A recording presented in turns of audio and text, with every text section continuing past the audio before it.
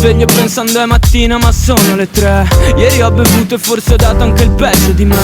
Ho aperto gli occhi sul divano che ero vestito. Da sbronzo perdo anche il controllo del mio destino. La colpa sarà del vino che è soporifero, o del mio letto più freddo del frigorifero.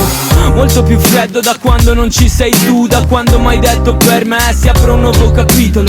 Ora scrivo da solo il mio libro, magari senza trama né titolo, e verrà fuori un romanzo ridicolo. Non mi interessa quanti leggono e che cosa dicono, io quantomeno sarò libero.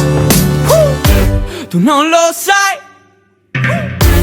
che la colpa non è la mia, ma è colpa del vino. Se ho fatto un casino e poi sono sparito.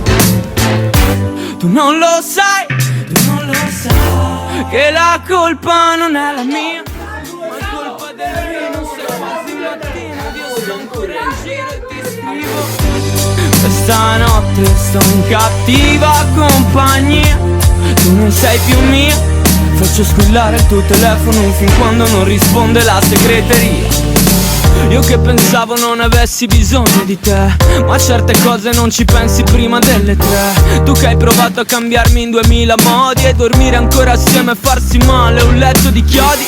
Alcune cose te le scegli come un vestito, riporti indietro il mio destino con lo scontrino. Ma il consumato fatto a pezzi e non l'ho fatto apposta.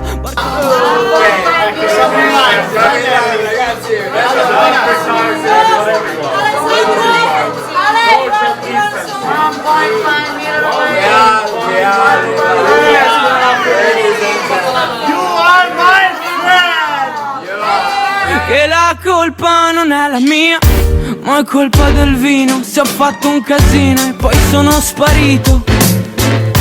Tu non lo sai, che la colpa non è la mia, ma è colpa del vino. Se è quasi mattino ed io sto ancora in giro e ti scrivo. Questa notte sto in cattiva compagnia, tu non sei più mia. Faccio squillare il tuo telefono fin quando non risponde la segreteria.